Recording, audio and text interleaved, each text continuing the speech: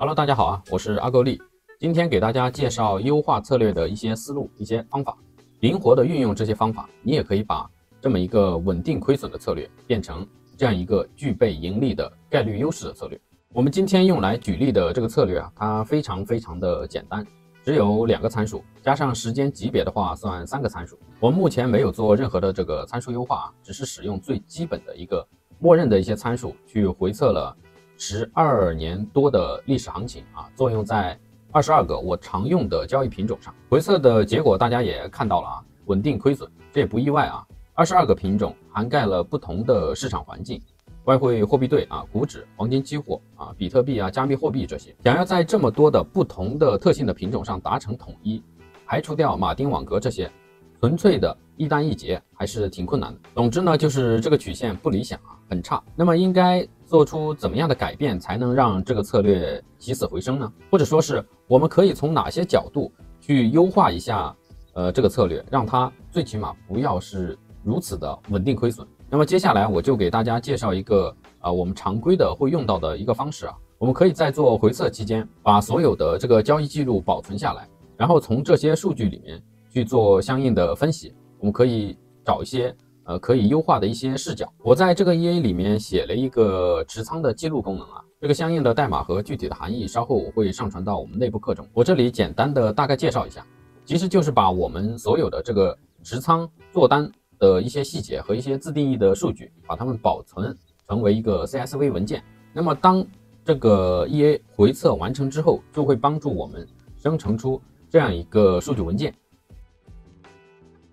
接下来就是主要分析一下这个 Excel 里面的数据，我会使用数据透视图来做相关的这个数据分析。在我们分析之前，我先把目前策略的一个绩效啊，它的一个资金曲线的状态保存下来。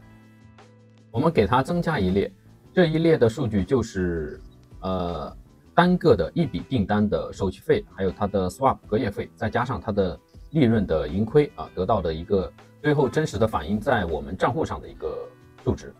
根据这一列的每笔订单的一个盈亏，我们就可以得到每一个时期、每一个时间点我们的净值情况。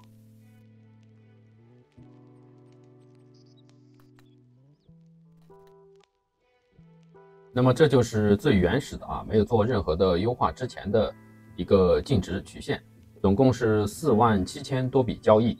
然后其实这里的曲线跟 MT5 回测起来的是差不多的啊，是基本上就是一样的，只不过我这里保存下来，好跟接下来我们优化之后的结果进行一个对比。这是一个最原始的状态啊。通常来说，我们在这个 Excel 里面还喜欢把这个 R 平方给计算出来，也就是相关系数啊。关于这一点的话，我们在内部课做过更深入的研究啊。这里的话，大家只要知道啊，有了这个 R 平方啊，有了这个值之后，我们就可以在进行数据分析的时候，可以比较直观的啊，比较客观的去比较不同资金曲线的一个差异程度，这样也可以给我们一个可以量化的值，去反映你这个曲线啊走的究竟有多么稳健。我们的目标呢，尽量是让我们这个 R 平方的值啊接近于1，越接近于1啊，效果是最好的。当然，这前提是你的资金曲线是向右上角发展的，而不是像这里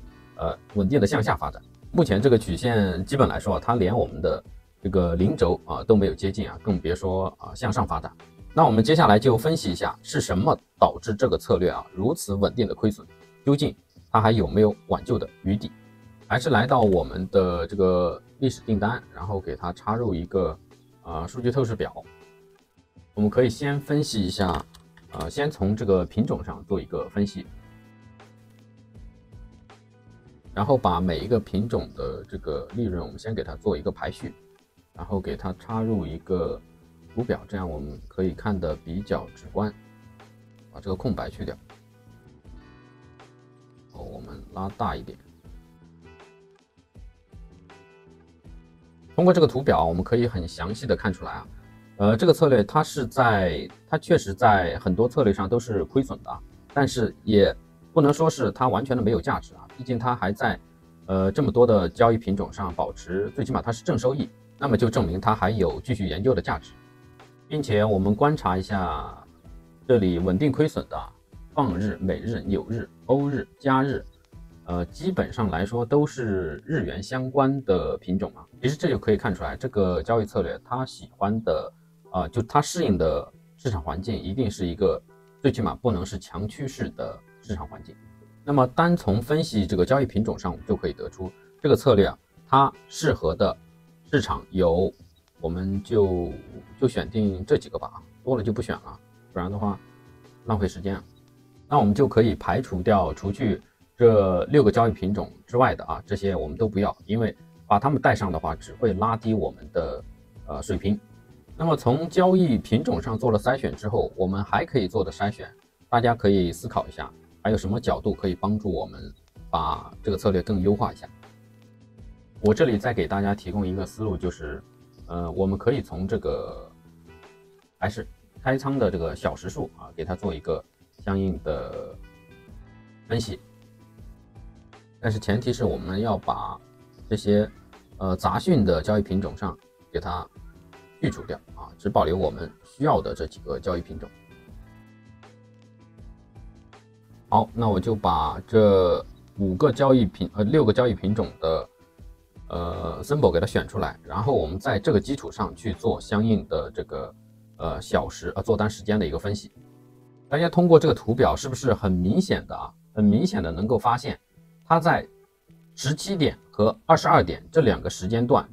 开仓的订单都是亏损比较多的。那么如果我们想在时间上做一个优化的话，最好就要把这2个时间段给它剔除掉。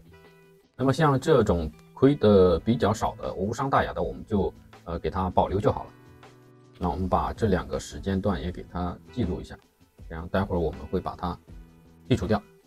那么剔除掉相应的这个小时数不盈利的小时数之后，大家再思考一下，我们还可以从哪一个角度去做更进一步的优化呢？应该可以很明显的想到，就是我们的这个星期了吧。我们这里看一下这个星期的这个柱状图的话，也可以明显看出来基本上绝大部分的利润都是在星期1、星期2、星期3产生的，星期4和星期5基本来说产生的利润很少像这种很少的利润，我们就可以把它剔除掉，因为可能你为了赚这么一点点利润，牺牲的是比较大的回撤，那么这2个我们也是要剔除掉的。好，总结一下，目前我们首先是从品种的角度上，我们筛选出了6个，我们当然很粗糙的筛选出了6个我们认为可以持续的产生正收益的交易品种。然后从交易的时间上来说，先说小时数的话，我们剔除掉了17点和22点这2个亏损比较严重的时间段像这种时间段我们就给它避免掉。然后从星期的角度上来看，星期4和星期5产生的利润微不足道，并且它可能给我们带来更大的回撤，所以这2天我们也是要剔除掉的。我们就选择星期1、星期2、星期3就可以了。那么接下来把我们这些需要剔除掉的这些条件带入到我们这个历史订单中去，我们看一下筛选之后的净值是什么样的。好，这就是我们在交易品种和时间上做完优化之后的收益曲线。首先是交易笔数从之前的这个47000多笔变到了17000多笔，这也非常符合逻辑因为我们剔除掉了很多的交易品种，并且也剔除掉了很多这个时间上的交易。整个资金曲线你不能说是非常的出彩，但是你要知道它本身是一个稳定亏损的策略来的，并且我们目前使用的也都是这2个参数都是默认的参数还没有做任何的这个合理化的参数优化。如果做一些合理的参数上的优化的话，这个资金曲线一定是会更好的。它的 R 平方也就是它的资金曲线的这个相关系数一定会比目前的这个 0.85 来得更高。我之所以选择这样的一个策略没有选择其他表现会更好的，也是想给大家分享一点就是很多的交易策略它是有盈利能力的，但是你需要找到适合它的交易环境。我今天只是给大家演示一些思路，大家不要说是照搬了之后发现表现不好，然后骂骂咧咧我不想传达出一种像魔术一样一种啪一下整个资金曲线一条直线向右上角发展的那种，那不是我想表达的这个东西啊。好，那就不多说了啊，这就是今天的全部内容。那我们下个视频再见吧，拜拜。